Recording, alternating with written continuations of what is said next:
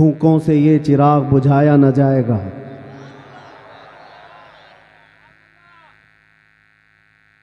میرے عزیزو، یہاں سے ہم اپنی گفتگو کا آغاز کرتے ہیں۔ آپ کے ہاں اتنا بڑا مجمع جو بیٹھا ہوا ہے، میں محسوس کرتا ہوں کہ علم کا ایک قلعہ آپ کے پاس موجود ہے، علماء کا ایک ذخیرہ موجود ہے، اور بہترین بولنے والے علماء ہیں۔ ناظم اجلاس مجھ سے پیشتر جس طرح سے انہوں نے مدرسے کا تعارف کرایا ہے، اللہ تعالیٰ اس مدرسے کو ہمیشہ شاد و آباد رکھے، مرکز اہل سنت و جماعت، مرکز عشق رسول بنائے۔ ہماری یہاں پر اتنے لمبے سفر کر کے آنے کی ضرورت نہیں ہوتی، اور میں یہ جانتا ہوں کہ لوگ سننا کم اور دیکھنا زیادہ چاہتے ہیں، اور اس کی وجہ بھی ہے کہ دنیا اپنے اپنے حساب کے مجرے کرنے والے سیلیبریٹیز کو دیکھتی ہے، تو یہ امت محمدیہ ہے، نبی کے قیدی کو دیکھنا چاہتی ہے۔ ظاہر سی بات ہے، جیل سے چھوٹنے کے بعد آدمی چہرہ چھپا کے گھومتا ہے، ہوتا ایسی ہی ہے، جیل کاٹ کے آیا ہے، سزا کاٹ کے آیا ہے، لوگ اس کو دیکھ کر کے تانے مار رہے ہوتے ہیں اور وہ منہ چھپا کر گھوم رہا ہوتا ہے، لیکن یہ قانون ہر جگہ فٹ نہیں ہوتا۔ وہ اور ہوتے ہیں جو چہرہ چھپا کے گھومتے ہیں، جو نبی کے نام پر جاتے ہیں، وہ یہاں بھی چہرہ اٹھا کے جیتے ہیں، اور انشاءاللہ قیامت کے دن بھی چہرہ ان کا سرخرو رہے گا۔ اس لیے کہ اقبال نے بہت اچھی بات کہی، آبرو ما زنا میں مصطفیٰ است، ہم سب کی عزت و آبرو مصطفیٰ کے نام سے وابستہ ہے۔ اور اللہ کریم قرآن عظیم میں ارشاد فرماتا ہے، وَلِلَّهِ الْعِزَّةُ وَلِرَسُولِهِ وَلِلْمُؤْمِنِينَ، عزت اللہ کی ہے، رسول کی ہے، اور مومنین کے لیے ہے۔ ہم نے دیکھا ہے میرے عزیزو، جن لوگوں کو آج سیلیبریٹی کہا جاتا ہے یا پاورفل شخصیت کہا جاتا ہے، سیاست میں آنے کی وجہ سے یا پھر گلیمر کی دنیا میں آنے کی وجہ سے، ٹیلی ویژن کے اوپر آنے کی وجہ سے، ان کے حالات ایسے ہیں کہ جب تک جوانی ہے ان کی چاندنی ہے، اور جب تک ان کا شباب ہے وہ چمک رہے ہیں، جہاں چہرے پہ جھریاں پڑ گئی نیا ہیرو آ جائے گا۔ دنیا ایک نیا ہیرو اپنا ڈھونڈ لیتی ہے، اور یہ دنیاوی حسن و جمال پر اترانے والوں کی زیادہ لائف نہیں ہوتی، وہ برقرار نہیں رہ سکتے، نہ ہی سیاست کی کرسی پر بیٹھ کر کے اقتدار جمانے والے۔ ہم نے ان کو بھی دیکھا ہے، نئی پارٹی آئی اور بوڑھے کو سائیڈ میں لگا دیا گیا، اب بوڑھوں کو کوئی پوچھتا بھی نہیں ہے، 40 سال بیچارے خدمت کرتے رہے، اور آج ریٹائرمنٹ کی کربناک زندگی گزارنے پر مجبور ہو گئے۔ لیکن یہ مصطفیٰ کی غلامی کی دنیا الگ ہے۔ یہاں حضور پاک صلی اللہ تعالیٰ علیہ وسلم کا غلام ایک عالم دین جتنا بوڑھا ہوتا جاتا ہے اتنی عزت اس کی بڑھتی چلی جاتی ہے۔ یہاں بوڑھوں کی عزت کم نہیں ہوتی، بلکہ اس کو بوڑھا کہاں کہتے ہیں؟ جوان بیٹھے ہوتے ہیں لیکن بوڑھے عالم دین کو فیصل بنا کر بٹھاتے ہیں۔ جو زیادہ عمر والا ہو گیا، وہ تجربے والا زیادہ ہو گیا، اس کی عزت بڑھتی چلی گئی، اس لیے کہ یہ عزت پاؤڈر لالی کی عزت نہیں ہے، یہ میرے مصطفیٰ کے قدموں سے حاصل کی ہوئی عزت ہے۔ ہم نے دیکھا ہے مرشد گرامی حضور تاج الشریعہ بدر الطریقہ کو، عمر 75 سال کی ہو گئی، بڑھاپا تھا، لیکن ایک جگہ انہیں بٹھا دیا جائے اور لاکھوں کو ایک طرف، دنیا لاکھوں کو دیکھنا چھوڑ دے گی، اس ایک مرد قلندر پر دیکھتی رہ جائے۔ کیا یہ حقیقت نہیں؟ ان کو دیکھی ہوئی آنکھیں موجود ہوں گی۔ وہ حسن و جمال نبی پاک صلی اللہ تعالیٰ علیہ وسلم کی غلامی سے حاصل کیا ہوا حسن و جمال ہے۔ اسی لیے میرے عزیزوں یاد رکھو، اسی بات پر میں کہتا ہوں، آبرو ما زنا میں مصطفیٰ است، ہم سب کی عزت و آبرو مصطفیٰ کے نام سے ہے. ہرچے دری دنیا باد مصطفیٰ است. جو کچھ اس دنیا میں ہمارے پاس ہے وہ نبی کے بعد ہے. جو بھی رشتہ ناتا ہے، جو بھی تعلق ہے، وہ سب حضور پاک کے بعد ہے. نبی سے ہو جو بیگانہ اسے دل سے جدا کر دے. پدر مادر برادر جان و مال ان پر فدا کر دیں. یہ ایمان کا تقاضا ہے اور ایمان اسی کا نام ہے. اور اعلیٰ حضرت امام اہل سنت فاضل بریلوی کیا فرماتے ہیں؟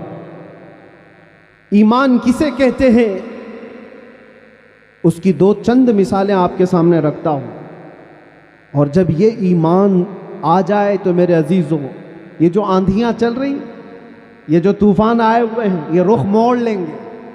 اس لیے کہ سنا ہے قدسیوں سے میں نے کہ وہ شیر پھر ہوشیار ہوگا. اقبال نے کہا تھا، نکل کر کے صحرا سے جس نے الٹ دیا تھا تخت روما کو، سنا ہے قدسیوں سے میں نے کہ وہ شیر پھر ہوشیار ہوگا. وہ مکہ کے رہنے والے، مدینہ طیبہ کی چٹائیوں پر بیٹھنے والے، ایک کھجور پر پورا دن اکتفا کرنے والے، پیوند لگے کپڑے پہننے والے، وہ رسول پاک کے غلام، لیکن نکلے تھے مکہ سے پیوند لگے کپڑے بغیر چپل کے. اس وقت کی دو سپر پاور طاقتوں کو گھٹنے ٹیکنے پر مجبور کر دیا تھا. تخت روما کو الٹ دیا تھا، رومن ایمپائر، اور پرشین ایمپائر جن کو قیصر و کسریٰ کہا جاتا ہے، دونوں کو جھکنے پر مجبور کر دیا تھا. تاریخ کی یہ سچائیاں بتاتی. کون لوگ تھے وہ؟ خالد بن ولید، سیف اللہ المسلول، 4 لاکھ صلیبیوں کے سامنے مقابلے کے لیے کھڑے تھے. تو صلیبیوں کے بادشاہ نے کہا تھا کہ یہ عرب کے بدو یا عرب کے دیہاتی لوگ ہم سے لڑنے آئے جو رومن ایمپائر کے فوجی ہیں، اسلحے سے لیس ہیں، طاقت سے بھرپور ہیں. تو خالد بن ولید نے کیا کہا تھا جانتے ہو؟ آپ نے کہا تھا، رومیو، جس طرح تمہارے فوجی شراب پسند کرتے ہیں، ہم وہ فوج لے کر کے آئے ہیں، تمہاری شراب سے زیادہ ہم شہادت پسند کرتے ہیں. یہ وہ لوگ ہیں جو شہادت کے لیے جیتے ہیں. عزیزان گرامی وقار، وہ ایمان کامل جب آ جائے تو پھر یہ طوفان اور یہ آندھیاں اپنا رخ موڑ لیں گی. آج وجہ یہی ہے، ان سے پھرے جہاں پھرا پھرائی کمی وقار میں. ان کے جو ہم غلام تھے، خلق کے پیشوا رہے. حضور پاک صلی اللہ تعالیٰ علیہ وسلم کی غلامی سے جہاں کہیں تم منہ پھیرو گے، تھوڑا سا بھی ہٹو گے، عزت نکال لی جائے گی، عزت ختم کر دی جائے گی. تمہیں جو مرتبہ ملا ہے وہ خیر امت ہونے کا، وہ حضور کی غلامی کی وجہ سے ملا ہے. عمر ابن خطاب رضی اللہ تعالیٰ عنہ 36 لاکھ اسکوائر کلومیٹر پر حکومت کرتے تھے. تب آپ نے یہ نہیں کہا خطاب کا بیٹا عمر اتنے بڑے خطے پر نگران حکومت کر رہا ہے، بلکہ آپ نے کہا تھا ہمیں آج جو عزت ملی ہے وہ حضور کی غلامی کی وجہ سے ملی. وہ فخر یہ کرتے تھے. خالد بن ولید 125 جنگوں میں گئے، ہر جگہ فتح یابی، ہر جگہ فتح. کبھی خالد بن ولید نے یہ نہیں کہا میرے بازوؤں میں وہ طاقت ہے کہ میں ہر پہلوان کو زیر کر دیتا ہوں، جس جنگ میں جاتا ہوں فتح کے جھنڈے گاڑ دیتا ہوں. نہیں، خالد بن ولید کا ایمان تو یہ تھا کہ ان کے سر پر ایک ٹوپی تھی جس میں حضور کے 3 موئے مبارکہ تھے. وہ فتح کا صحرا انہی موئے مبارک کو دیتے اور کہتے یہ نسبت میرے ساتھ ہے، اس لیے اللہ مجھے ہر جگہ فتح عطا کرتا ہے. انہیں جو عزتیں ملی تھی دنیا میں، جو اقتدار ملا تھا، وہ حضور کی غلامی کی بنیاد پر. اور آج ہمارے پاس جو عزت ہے وہ حضور کی غلامی کی وجہ سے. نبی پاک صلی اللہ تعالیٰ علیہ وسلم کی بات کرتے رہو. ایک جملہ میں اکثر کہا کرتا ہوں، ان کی بات کرو ہر دل پہ راج کرو. ان کی بات کرو ہر دل پہ راج کرو. دیکھنا آپ جو اس مذہب میں اس طریقے پر جتنا بڑھتا جاتا ہے اللہ اس کی عزت میں اضافہ کرتا ہے. تم اگر 70 دروازوں میں بند ہو کر کے بھی بیٹھے رہو، اللہ تمہاری محبت خلق کی دلوں کے اندر ڈالتا ہے. ہم نے ایسے ایسے علاقوں کا سفر کیا جس کا نام میں نے زندگی میں کبھی سنا ہی نہیں. گاؤں ہے, دیہات ہے, راجستھان کے علاقے سے کچھ حضرات آئے تھے, نہایت غریب علاقے کے لوگ, اور مجھ سے بعد رمضان آ کر ایک مفتی صاحب تھے, اس کے نمائندے تھے, انہوں نے کہا ہمارے قافلے میں یا جس جگہ سے میں نمائندہ بن کر کے آیا ہوں وہاں کے لوگوں میں غریب لوگ ہیں, 3 مہینے تک انہوں نے صرف آپ کے لیے روزے رکھے, مطلب اللہ رب العزت کے لیے, کہ آپ جب اندر تھے ان روزوں کے ذریعے سے اللہ تبارک و تعالی رحم فرمائے. یہ باتیں میں نے ایک جگہ سے نہیں, دنیا کے کتنے خطوں سے سنا. ہر جگہ سے لوگ یہ جو دعاؤں کا سلسلہ رکھے ہوئے تھے, کس نے ان کو دعاؤں کے لیے آمادہ کیا تھا؟ کون ہے یہ ساری خلقت مجھے پہچاننے والی کیسے بن گئی؟ ان کے دلوں کے اندر کون ڈالا کہ 8 مہینے دروازوں کے اندر ایسا بند تھا کہ میرے بچے مجھے نہیں دیکھ سکتے تھے, میرے بھائی بہن مجھے دیکھ نہیں سکتے, مجھے ملاقات کرنے کی بھی اجازت نہیں دی جاتی. جب اتنے دروازوں کے اندر بند رکھا گیا تھا جہاں چڑیا بھی نہ اڑے, لیکن میں نے یہ محسوس کیا لاکھوں دلوں میں اللہ رب العزت نے محبت ڈال رکھی تھی. اس کی وجہ یہ ہے, چوری کر کے گیا ہوتا, لوٹ مار کر کے گیا ہوتا تو لوگ یہی کہتے کہ کچرا تھا چلا گیا. حضور پاک کی بات کر کے جائے تو مرنے کے بعد بھی اللہ اس کو دلوں کے اندر زندہ رکھتا. یہ تو قید خانے کے اندر گیا جہاں سے آنے کی امید ہوتی ہے, قبر کے اندر بھی جائے تو اللہ تعالیٰ اس کا نام زندہ رکھتا ہے. اسی لیے میرے عزیزوں, ایک نقطے کو سمجھ جاؤ, حضور پاک صلی اللہ تعالیٰ علیہ وسلم کی محبت اور ان کی غلامی یہ اصل ایمان ہے. اور یہ ایمان جس وقت آ جائے بڑے بڑے طوفانوں کا وہ مقابلہ کر سکتا ہے. آج پوری دنیا کے مشاہدے سے یہ پتہ چلتا ہے ہنگامے اتنے ہو چکے, اتنے خطرناک طریقے سے امت کو لرزا دیا گیا ہے, لیکن اس امت کا حال یہ ہے کہ یہ خواب گراں میں ہے, یہ ایک لمبی نیند میں ہے. ہمارے نوجوان, وہ بچے جن کو میں آج بھی نشے کے اڈوں پر دیکھتا ہوں تو دل روتا ہے. جیل کے قیدیوں میں اکثر وہ لوگ تھے جو نشہ کرتے تھے یا بیچتے تھے, پکڑے گئے اور اندر آئے. نام کتنے اچھے ہیں تمہارے اور کام کس طرح کے ہیں. کئی لوگوں نے توبہ کیا, لیکن وہ ایک جیل کی بات نہیں, یہاں تقریباً 10 جیلوں میں یہی حال ہے. اے نوجوانوں, یاد رکھو ایک بات, اگر حضور سے محبت کرتے ہو تو ہر جمعرات کو تمہارے اعمال فرشتے حضور کی بارگاہ میں لے جاتے ہیں. ہر جمعرات کو فرشتے تمہارے نام کے ساتھ حضور کی بارگاہ میں پیش کرتے ہیں, فلاں بن فلاں نے ہفتے بھر یہ کام کیے. حضور پاک صلی اللہ علیہ وسلم فرماتے ہیں میں اپنے ہر امتی کو اس کے باپ کے نام سے پہچانتا ہوں, ہر امتی کو پہچانتا ہوں. جب اس کے برے اعمال مجھ تک پہنچائے جاتے ہیں تو مجھے غم ہوتا ہے, میں استغفار کرتا ہوں اللہ کی بارگاہ میں, اور جب اچھے اعمال پیش کیے جاتے ہیں تو اللہ کی بارگاہ میں شکر بجا لاتا ہوں.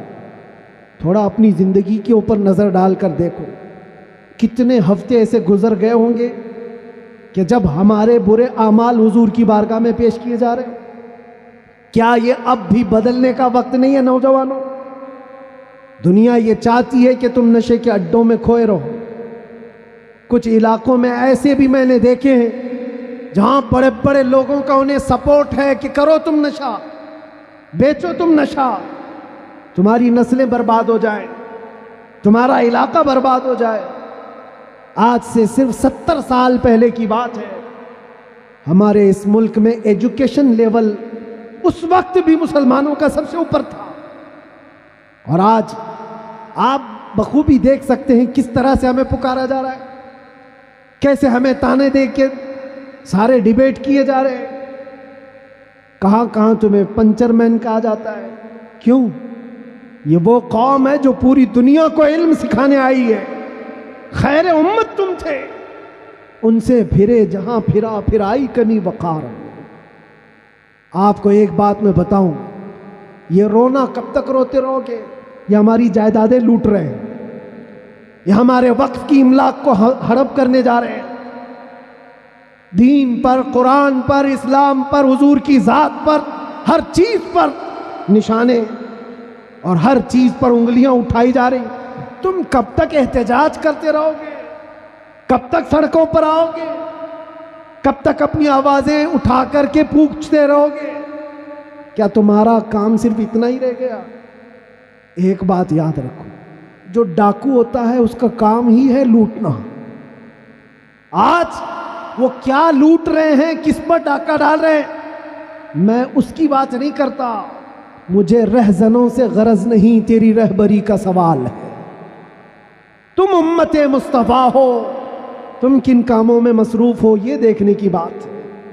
مجال نہیں ہوتی میرے عزیزوں، مسجد، مدرسہ، مزارات اولیاء، حضور کی ذات، قرآن اور اللہ کی ذات یہ بہت بلند ہے۔ صرف تمہاری داڑھی کی طرف بھی انگلی اٹھانے کی کسی کی ہمت نہ ہوتی اگر تم سچے غلام ہوتے، کیونکہ یہ اللہ کا وعدہ ہے، وَلَا تَهِنُوا وَلَا تَحْزَنُوا وَأَنْتُمُ الْأَعْلَوْنَ إِن كُنتُم مُؤْمِنِينَ۔ تم گھبراؤ مت، پریشان مت ہو، تم سب سے زیادہ بلند رہو گے اگر تم سچے ایمان والے ہو۔ اور ایمان کسے کہتے؟ ایمان کسے کہتے؟ لا یؤمن احدکم حتی اکون احب الیہ من والدہ وولدہ والناس اجمعین۔ یہ میرے آقا صلی اللہ علیہ وسلم فرماتے ہیں تم میں سے اس وقت تک کوئی پورا مومن نہیں ہو سکتا جب تک کہ ساری دنیا تمہارے مال، اولاد، ماں باپ سب سے زیادہ مجھ سے محبت نہ کرے۔ اور ابھی میں سوال کرتا ہوں، سارے ہاتھ بھی اٹھا دیں گے، بہت سارے کھڑے بھی ہو جائیں گے، جوش میں بھی آ جائیں گے۔ صرف اگر میں اتنا پوچھوں، کیا آپ اپنے نبی پاک صلی اللہ علیہ وسلم سے اپنی جان سے زیادہ محبت کرتے ہیں؟ میں ہاتھ اٹھانے نہیں کہہ رہا ہوں، سب تو کہتے۔ یہ سوال ایسا ہے، حضرت ابوبکر شبلی کہتے اسی سوال سے میں ڈرتا ہوں ہمیشہ، کہ اگر کوئی پوچھ لے مجھ سے کیا تو حضور پاک صلی اللہ علیہ وسلم سے اپنی جان سے زیادہ محبت کرتا ہے، اس سوال سے تو میں ڈرتا ہوں۔ پوچھا گا کیوں؟ کہا اس سوال کے جواب میں اگر نہ کہہ دیا تو ایمان ہی چلا گیا، وہ آدمی کا ایمان ہی ختم ہو گیا، اور اگر ہاں کہتا ہوں تو میرے اعمال مجھ کو کوستے ہیں۔ کہاں تو جان سے زیادہ محبت کی بات کر رہا ہے اور کہاں تیرے عمل؟ جس سے محبت کی جاتی ہے تقاضا یہ ہے اپنا ہر عمل اپنے محبوب کے عمل کے مطابق ہونا چاہیے۔ اور حضور اکرم صلی اللہ علیہ وسلم نے یہ بھی فرمایا لا یؤمن احدکم حتی یکون ہواہ تبعا لما جئت بہ۔ تم میں سے اس وقت تک کوئی مکمل مومن نہیں ہو سکتا جب تک وہ اپنی خواہشات کو میری مرضی کے مطابق نہ بنا دے۔ تمہاری اپنی خواہشات جو تم کہتے ہو نا یہ ہماری لائف ہے، ہمیں انجوائے کرنے دو، ہماری لائف ہے ہمیں جینے دو۔ کسی جوان کو پکڑ کر کے کہو مولانا صاحب ابھی تو ہماری 20-25 سال کی عمر ہے، جینے دو، عیش کرنے دو۔ اے نوجوان تجھے پتہ ہی نہیں یہ تیری زندگی نہیں ہے، یہ تیری لائف نہیں ہے۔ زندگی یہ نہیں کسی کی کسی کے لیے، زندگی ہے نبی کی۔ نہ سمجھ مرتے ہیں زندگی کے لیے، جینا مرنا ہے سب کچھ نبی کے لیے۔ ہماری اپنی زندگی کا ہے، جو ملی ہے زندگی یہ حضور کے لیے ملی ہے، یہ امانت ہے۔ ابھی آپ نہیں سن رہے تھے امام اہل سنت فاضل بریلوی نے کیا فرمایا؟ جب بندہ اس مقام کو پہنچ جاتا ہے کہ اپنا سب کچھ حضور کے لیے قربان کرتا ہے اور پورا مومن بنتا ہے، تب جا کر کے وہ کہتا ہے یا رسول اللہ دہن میں زبان تمہارے لیے، بدن میں ہے جان تمہارے لیے، ہم آئے یہاں اور اٹھے بھی وہاں۔ یہ کب کہتا ہے بندہ؟ جب اس کا ایمان مکمل ہو جائے، میرا اپنا کچھ نہیں ہے، جو کچھ ہے وہ حضور کا ہے۔ دہن میں زبان تمہارے لیے، بدن میں ہے جان تمہارے لیے، ہم آئے یہاں تمہارے لیے، اٹھے بھی وہاں تمہارے لیے۔ یہ صحابہ کا مسلک تھا میرے عزیز، انہوں نے اپنے سارے رشتے حضور پاک کی مرضی پر لا کر ختم کر دیے تھے۔ سارے رشتے اگر حضور سے جدا ہیں تو ان کا کوئی رشتہ نہیں تھا، کوئی رشتہ نہیں تھا۔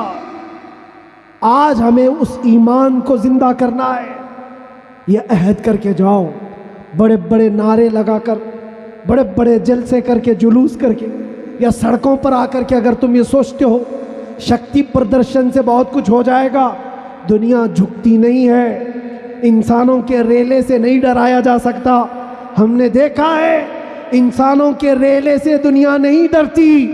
پاؤں سے معذور لنگڑا بھی ہو، لیکن اگر ویل چیئر پر بیٹھ کر لبیک پکارے پورا یورپ ہلنے لگتا ہے۔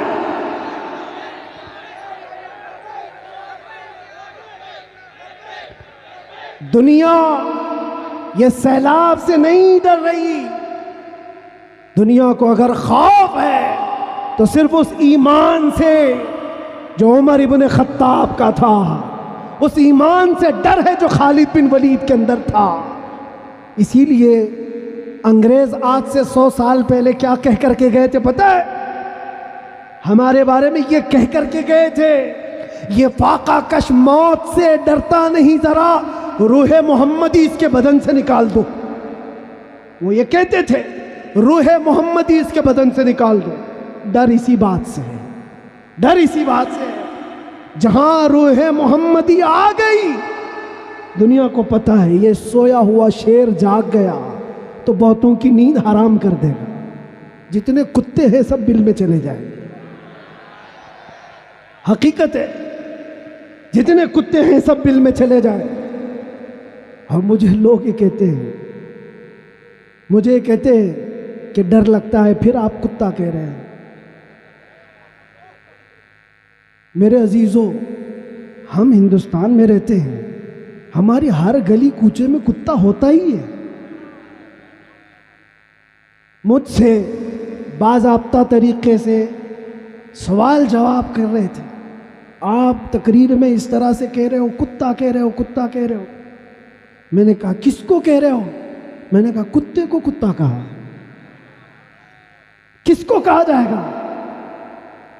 ہم کتے کو کتا نہ کہیں تو آپ بولے ٹامی بولے۔ عزیزان گرامی وقار، مجھے اس سے لینا دینا نہیں ہے۔ بات یہ ہے کتے کیوں بھونک رہے ہیں، اس سے کیا غرض؟ شیر کیوں سویا ہے، اس سے غرض ہے۔ شیر کیوں سویا ہے، اس سے مجھے غرض ہے۔ نبی پاک صلی اللہ تعالیٰ علیہ وسلم کی امت بزدل تو نہیں ہو سکتی، بزدل نہیں ہو سکتی۔ ہم کفن بردوش ہیں۔ ہم دنیا میں آئے اللہ اکبر سن کر کے آئے، اور جائیں گے تو اللہ اکبر سن کر جائیں گے، ہے یا نہیں؟ پیدا ہوئے تھے تو کانوں میں کیا سن گے؟ کسی مولوی صاحب نے اذان دی تھی کہ نہیں دی تھی؟ اللہ اکبر کہا تھا کہ نہیں کہا تھا؟ ارے جس دن پیدا ہوئے تھے اسی دن کہا تھا۔ کیوں کہا تھا؟ یہ تجھے پتا چلے اللہ اکبر کا مطلب اللہ سب سے بڑا ہے، باقی کوئی بڑا نہیں ہے۔ دوسرے سے ڈرنے کی ضرورت نہیں، اللہ سب سے بڑا ہے۔ اور جب مرو گے تو امام صاحب جنازے پہ کھڑے ہو کر کے کیا کہیں گے؟ نماز کے لیے رکعت باندھیں گے کہ نہیں؟ اللہ اکبر جاتے ہوئے بھی ہمارا یہ قانون ہے کہ وہ اللہ کو سب سے بڑا مان کر کے جا رہا ہے۔ تو پھر یہ بیچ کی زندگی میں ایرے غیرے نتھو کھیرے سے ڈر کیوں؟ زیادہ سے زیادہ یہاں یہ ہوگا جو ہمارے ساتھ ہوا ہے۔ میاں یہ تو چند دنوں کی بات تھی، صحابہ اکرام میں وہ لوگ ہیں جو 16 سال تک قید کی سزائیں کاٹے ہیں۔ حضور پاک صلی اللہ علیہ وسلم کے زمانے میں 16 سال تک قید رکھا گیا۔ وہ بھی آج مثالیں بہت ہیں، موجود ہیں۔ آزمائش کا دور، اگر اللہ نے ہماری زندگی میں یہ لکھا ہے تو وہ قبول کرو۔ اور یہاں آئے ہیں مرنے کے لیے، موت تو آنی ہے سب کی، لیکن ایک مومن موت سے ڈرتا نہیں. کیوں؟ موت اس کے لیے حادثہ ہے جس کا یہ سوچنا ہے کہ مرنے کے بعد جلنا ہے، مرنے کے بعد پھر پتہ نہیں کس شکل میں پیدا ہونا ہے، کتا پیدا ہونا ہے، بلی پیدا ہونا ہے، چوہا پیدا ہونا ہے، سانپ پیدا ہونا ہے. ڈر ہے. مومن موت سے ڈرتا نہیں، اس لیے کہ مومن کا یہ عقیدہ ادھر آنکھ بند ہوگی ادھر دیدار مصطفیٰ ہوگا. اور قبر میں بھی جائے تو کیا خوب کہا ہے ایک عاشق رسول نے، کیا خوب کہا ہے. جب منکر نکیر آ کر اسے اٹھائیں گے سوال جواب دینے کے لیے، تو عاشق مصطفیٰ جو قبر میں گیا وہ کیا کہتا ہے؟ اب تو پائے ناز سے اے فرشتوں کیوں اٹھوں، ارے مر کے پہنچا ہوں یہاں اس دل ربا کے واسطے. جس کے لیے مرا تھا وہ بھی تو وہاں ہوں گے. بس میرے عزیزو، گفتگو کو سمیٹتے ہوئے میں صرف اتنی بات کہوں گا، ان کے جو ہم غلام تھے خلق کے پیشوا رہے، ان سے پھرے جہاں پھرائی کمی وقار میں. تمہیں اللہ قرآن میں فرماتا ہے تم باعزت رہو گے، بلند رہو گے، کامیاب رہو گے، شرط یہ ہے کہ ہمیشہ ایمان کے ساتھ رہو. ایمان کے ساتھ رہو. اور ایمان کون سا ہے؟ مسجد میں تم سچے ہو گئے، بازار میں جھوٹے ہو گئے، یہ ایمان کا تقاضا نہیں ہے. تم تجارت پر بیٹھے ہو، لوگوں کو دھوکہ دے رہے ہو یا پھر چیٹنگ کر رہے ہو، یہ ایمان کا تقاضا نہیں. ایک صحابی رسول ہیں حضرت نعمان، ایک ملک گئے، وہ بادشاہ عیسائی تھا. جب اسے خبر ملی کہ عرب کے محمد صلی اللہ علیہ وسلم کا ایک سفیر آیا ہوا ہے، ایمبیسیڈر آیا ہے، تو اس بادشاہ نے ریشم کا قالین بچھایا اور سونے کی کلائی کی ہوئی کرسی رکھا ان کے استقبال کے لیے. لیکن جب وہ آئے، صحابی رسول حضرت نعمان، اپنی تلوار سے انہوں نے وہ قالین کو ہٹا دی، جو ریشم کا قالین بچھا ہوا تھا ہٹا دیا. کہا میں زمین پر چل کر جاؤں گا. پھر جب کرسی دیکھی سونے کی ہے، ہٹا دیا. کہا میں عام کرسی پر بیٹھوں گا. بادشاہ نے کہا اتنا ایٹیٹیوڈ ہے، ہم نے آپ کی عزت کے لیے سب کیا تھا، ہم بہت عزت کرتے ہیں آپ کی، محمد صلی اللہ علیہ وسلم کے آپ سفیر بن کر کے آئے. اس صحابی نے کیا جواب دیا؟ کہا میں جس نبی کا ماننے والا ہوں اس نبی نے فرمایا مرد کے لیے ریشم کا استعمال حرام ہے، مرد کے لیے سونے کا استعمال حرام ہے، میں حرام چیز کا استعمال نہیں کر سکتا. وہ کہاں تھے؟ دوسرے ملک میں تھے. حضور کہاں ہیں؟ مدینے میں. بادشاہ نے کہا آپ تو بہت دور ہیں، وہ نبی کے ملک سے کافی دور ہیں، یہاں اگر آپ استعمال کر بھی لیں تو کیا خبر. اس صحابی نے جلال میں کہا میرا ایمان یہ ہے میں جس خطے میں بھی رہوں گا میرے نبی کا غلام بن کر رہوں گا. دھوکہ نہیں دے سکتا اپنے نبی کو کہ یہاں پر حضور کا غلام ہوں اور کسی جگہ غلام نہیں ہے. آپ سب کی بھی زندگی ایسی ہو کہ دنیا تمہیں کسی بھی جگہ دیکھے تو پہچان لے کہ حضور کا غلام ہے، سچ بولتا ہے، دھوکہ نہیں دیتا، جھوٹ نہیں بولتا. یہ تمہاری خصلتیں ہونی چاہیے، تمہاری عادتیں ہونی چاہیے.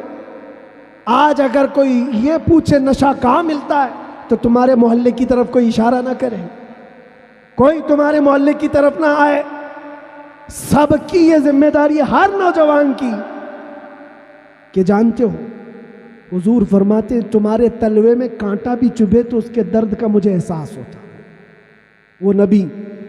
اور تم اگر نشہ کر کر کے اپنے آپ کو تباہ کر لو گے، اپنے آپ کو برباد کر لو گے، تو اس رسول کو بھی آپ ٹھیس پہنچا رہے ہو، حضور پاک صلی اللہ تعالی علیہ وسلم کو تکلیف پہنچا رہے ہو. بدلو اپنی اس زندگی کو. اور میرا میسج یہی ہے، اٹھو وہ گر نہ حشر نہ ہوگا پھر کبھی، دوڑو کے زمانہ چال اپنی چل گیا، قوت عشق سے ہر پست کو بالا کر دو، دہر میں نام محمد سے اجالا کر دو، دہر میں نام محمد سے اجالا کر دو. اور یہ جو رونا ہے ہمارا، یہ سارے مسئلوں کا حل کیا ہوگا، ہمارا فیوچر کیا ہوگا، ہمارا مستقبل کیا ہوگا. ارے اللہ کریم قرآن میں فرمایا ہے جس سے میں اپنی گفتگو کا آغاز کیا تھا، پھونکوں سے یہ چراغ بجھایا نہ جائے گا۔ یہ دین اسلام تمہارے اور ہمارے باپ سے چلایا نہیں جائے گا، یہ اللہ کریم کا نظام ہے۔ چنگیز بھی آئے، ہلاکو بھی آئے، بڑے بڑے آئے، سڑے سڑے آئے، اس درخت کو ہلانے کی کوشش کرتے رہے، اور نام و نمود بھی ختم، نام و نمائش بھی ختم، سب چلے گئے، باقی مگر اب تک نام و نشاں ہمارا۔ یونان و مصر و روما سب مٹ گئے جہاں سے، باقی مگر ہے اب تک نام و نشاں ہمارا۔ اقبال نے یہ سچ کہا تھا، توحید کی امانت سینوں میں ہے ہمارے، آسان نہیں مٹانا نام و نشاں ہمارا۔ اس بات کو یاد رکھو، تمہارے مٹ جانے سے، میرے قتل ہو جانے سے اسلام نہیں مٹتا، اسلام ختم نہیں ہوتا۔ اندھے لوگ اگر یہ سوچ کر کے بم برسا رہے ہوں، قتل عام کر رہے ہوں، تو انہیں کان کھول کر سوچ لینا چاہیے، کربلا کی دھرتی پر امام حسین کے پورے خاندان کو قتل کر دیا گیا، اس وقت جب اسلام نہیں رکا تھا، تو اس سیلاب سے کبھی اسلام نہیں رکنے والا۔ یہ صبح قیامت تک چمکتا دمکتا رہے گا۔ اللہ فرماتا ہے وَلَوْ كَرِهَ الْكَافِرُونَ، اگرچہ کافروں کو اچھا نہ لگے، اللہ تعالیٰ اس دین کو غالب رکھے گا۔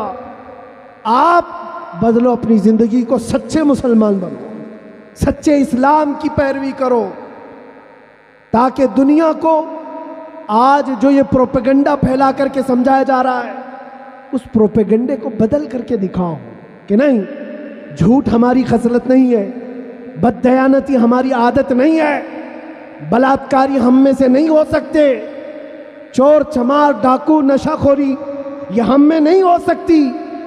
یہ ساری خصلتوں کو اپنے معاشرے سے دور کر کے پھر ثابت کر کے بتاؤ کہ حضور پاک کا غلام جدھر سے گزرتا ہے خوشبوئیں پھیلا کر جاتا ہے۔ اور عزت پھر تم دیکھو گے میرے عزیزوں، عزت فوج جمع کرنے کا نام طاقت نہیں ہے، ایمان کی قوت بڑھانے کا نام اصل طاقت ہے۔ یہ طاقت واپس آ جائے انشاءاللہ العزیز۔ ایک جملہ کہتا ہوں، سنو، کان کھول کر سنو، بہت اچھی بات ہے، یہ میری پوری تقریر کا خلاصہ، لب لباب حاصل کلام۔ کیا کیا چیزیں تمہیں چاہیے، کیا کیا چیزیں چاہیے؟